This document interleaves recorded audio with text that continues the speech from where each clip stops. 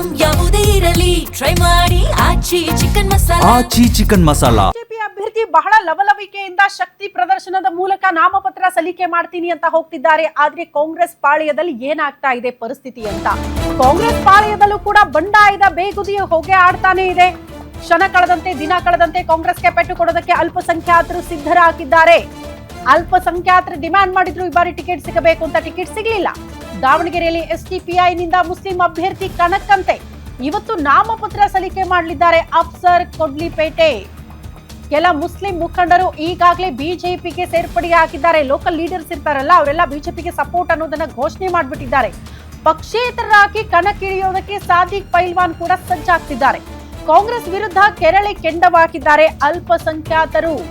ಎಷ್ಟು ಬಾರಿ ಟಿಕೆಟ್ ಕೇಳಿದ್ರು ಕೂಡ ಟಿಕೆಟ್ ಸಿಕ್ತಿಲ್ಲ. ಶಾಮನೂರು ಶಿವಶಂಕರಪ್ಪ ಅವರಿದ್ದಾಗ ನಾವು ಟಿಕೆಟ್ಗೆ ಡಿಮ್ಯಾಂಡ್ ಮಾಡ್ತಾ ಇರ್ಲಿಲ್ಲ, ಅವ್ರಿಗೆ ಸಪೋರ್ಟ್ ಮಾಡ್ತಾ ಇದ್ವಿ. ಕಾರಣ ಪಕ್ಷ ಅಂತ ಬರ್ತಾ ಇದ್ರು, ಹಿರಿಯರು ಅಂತ ಬರ್ತಾ ಇದ್ರು, ಹಾಗಾಗಿ ಸಪೋರ್ಟ್ ಮಾಡ್ತಾ ಇದ್ವಿ. ಅಟ್ಲೀಸ್ಟ್ ಈಗಲಾದ್ರೂ ಈ ಬಾರಿ ಆದ್ರೂ ಅವ್ರಿಲ್ಲ ಅನ್ನೋ ಕಾರಣಕ್ಕೊಂದು ಅವಕಾಶ ಮಾಡ್ಕೊಡ್ಬೇಕಾಗಿತ್ತಲ್ವಾ? ಯಾಕೆ ಅವಕಾಶ ಸಿಗ್ಲಿಲ್ಲ ಅನ್ನುವಂಥ ಅಸಮಾಧಾನ. ಜಮೀರ್ ಅಹಮದ್ ಖಾನ್ ಅವ್ರಿಗೆ ಉಸ್ತುವಾರಿ ಕೊಟ್ಟರು ಕೂಡ, ಅಂದ್ರೆ ಈ ಬಂಡಾಯ ಶಮನ ಮಾಡೋದಕ್ಕೆ ಒಂದು ಟಾಸ್ಕ್ ಕೊಟ್ಟರು ಕೂಡ ಅದರಲ್ಲಿ ಯಶಸ್ವಿ ಆದಂತೆ ಕಾಣಿಸ್ತಾ ಇಲ್ಲ. ಪಕ್ಷೇತರರಾಗಿ ಒಬ್ರು ಕಣಕ್ಕಿಳಿಯೋದಕ್ಕೆ ಸಿದ್ಧತೆ, ಮತ್ತೊಂದು ಕಡೆ ಎಸ್ಡಿಪಿಐ ಅಭ್ಯರ್ಥಿ ಆಲ್ರೆಡಿ ನಾಮಪತ್ರ ಸಲ್ಲಿಕೆಗೆ ಸಿದ್ಧತೆ ಮಾಡ್ಕೊಳ್ತಿದ್ದಾರೆ.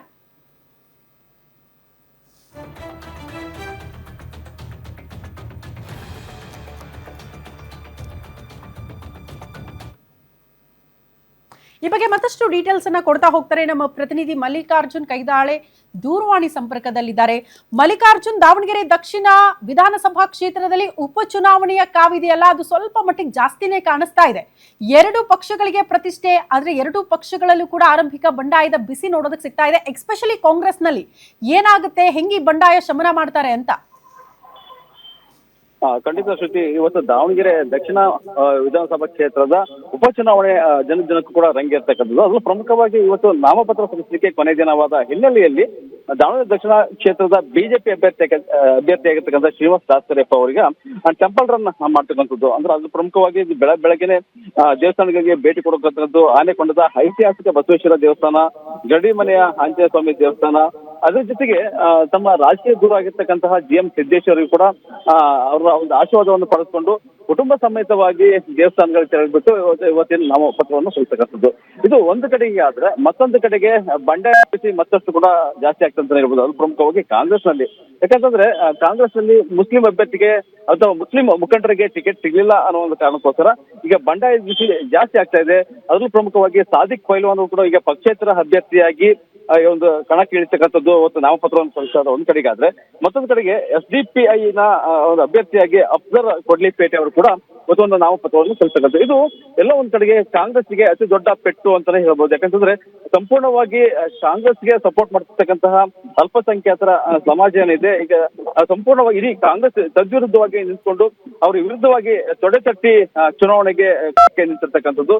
ಈ ಮುಖಾಂತರವಾಗಿ ಏನು ಎಷ್ಟೇ ಬಾರಿ ಕೂಡ ಅವರು ಈ ಒಂದು ಶಮನವನ್ನ ಮಾಡಬೇಕು, ಈ ಒಂದು ಗೊಂದಲವನ್ನ ನಿವಾರಣೆ ಮಾಡಬೇಕು ಅಂತ ಅಂದ್ಬಿಟ್ಟು ಕಾಂಗ್ರೆಸ್ನ ಮುಖಂಡರಾಗಿರ್ತಕ್ಕಂತಹ SS ಮಲ್ಲಿಕಾರ್ಜುನ್ ಆಗಿರ್ಬೋದು, ಪ್ರಭಾ ಮಲ್ಲಿಕಾರ್ಜುನ್ ಆಗಿರ್ಬೋದು, ತಡರಾತ್ರಿಯವರೆಗೆ ಮೀಟಿಂಗ್ ಮಾಡಿದ್ರು ಕೂಡ ಈ ಯಾವುದೇ ರೀತಿಯಾದ ಬಂಡಾಯವನ್ನ ಶಮನ ಮಾಡ್ಲಿಕ್ಕೆ ಇವ್ರ ಕಡೆಗೆ ಸಾಧ್ಯ ಆಗ್ತಾ ಇಲ್ಲ.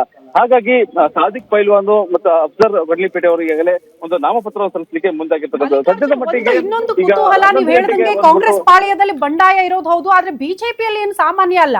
GM ಸಿದ್ದೇಶ್ವರ್ ಅವ್ರನ್ನ ಭೇಟಿ ಆಗಿದ್ದನ್ನ ಗಮನಿಸಿದ್ವಿ. ಲಾಸ್ಟ್ ಟೈಮ್ ಲೋಕಸಭೆ ಚುನಾವಣೆಯಲ್ಲಿ ಅವ್ರ ಪತ್ನಿಗೆ ಟಿಕೆಟ್ ಕೊಟ್ಟರು ಕೂಡ ಒಂದು ಬಿಜೆಪಿ ಬನ ಕಂಪ್ಲೀಟ್ ಆಗಿ ಕಾಂಗ್ರೆಸ್ ಪಾಳ್ಯಕ್ಕೆ ಸಪೋರ್ಟ್ ಆಗಿ ನಿಂತಿತ್ತು, ಒಳ ಒಪ್ಪಂದಗಳಾಗಿ ಹೋಗಿತ್ತು, ಅವ್ರ ಪರವಾಗಿ ಕೆಲಸ ಮಾಡಿದ್ರು ಅಂತ. ಈ ಆತಂಕ ಈ ಕ್ಷಣಕ್ಕೂ ಇದೆಯಾ ಈ ಉಪಚುನಾವಣೆ ವಿಚಾರದಲ್ಲಿ?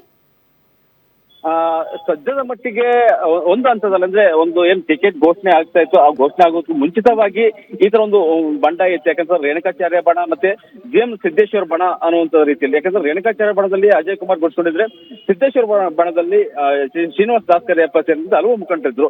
ಸೊ ಆ ಒಂದು ಸಂದರ್ಭದಲ್ಲಿ ಒಂದು ಬಂಡಾಯ ಇತ್ತು. ಟಿಕೆಟ್ ಘೋಷಣೆ ಆದ ನಂತರದಲ್ಲಿ ಒಂದು ಬಂಡಾಯವನ್ನ ಶಮನ ಮಾಡ್ಲಿಕ್ಕೆ ರಾಜ್ಯ ಮುಖಂಡರು ಕೂಡ ಪ್ರಯತ್ನ ಪಟ್ಟು ಅದಾದ ನಂತರದಲ್ಲಿ ಕೂಡ ಆ ಶಮನ ಕೂಡ ಆಯ್ತು. ಯಾಕಂತಂದ್ರೆ ಈಗಲೂ ಕೂಡ ರೇಣುಕಾಚಾರ್ಯ ಅವರು ಬಂದು ಒಂದು ಚುನಾವಣಾ ಪ್ರಚಾರದಲ್ಲಿ ನಾವು ಕೂಡ ಮುಂದಾಳತ್ವವನ್ನು ವಹಿಸ್ಕೊಳ್ತೀನಿ ಅಂತ ಒಂದ್ ಕಡೆಗಾದ್ರೆ ಏನು ಅಜಯ್ ಕುಮಾರ್ ಅವರು ಏನಿದ್ರು ರೇಣುಕಾಚಾರ್ಯ ಬಣದಲ್ಲಿರ್ತಕ್ಕಂಥ ಅಜಯ್ ಕುಮಾರ್ ಕೂಡ ಸಂಪೂರ್ಣವಾಗಿ ಶ್ರೀನಿವಾಸ್ ದಾಸ್ಕರೆಪ್ಪ ಅವರ ಒಂದು ಬೆಂಬಲಕ್ಕೆ ನಿಂತ್ಕೊಂಡು ಈ ಚುನಾವಣೆ ಅಖಾಡಕ್ಕೆ ಸಂಪೂರ್ಣವಾದ ಬೆಂಬಲವನ್ನು ಕೊಡ್ತಾರೆ.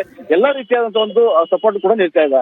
ಹಾಗಾಗಿ ಸದ್ಯದ ಮಟ್ಟಿಗೆ ಒಂದು ಬಂಡಾಯ ಬಿಸಿ ತಾತ್ಕಾಲಿಕವಾಗಿ ಶಮನ ಆಗಿದೆ ಅಂತ ಹೇಳ್ಬೋದು. ಆದ್ರೆ ಕಾಂಗ್ರೆಸ್ ಅಲ್ಲಿ ಮಾತ್ರ ಇನ್ನೂ ಕೂಡ ಅದು ಇನ್ನು ಹೆಚ್ಚೆಚ್ಚಾಗಿ ಇನ್ನು ಉರಿತಾನೆ ಇದೆ ಅಂತಾನೆ ಹೇಳ್ಬೋದು.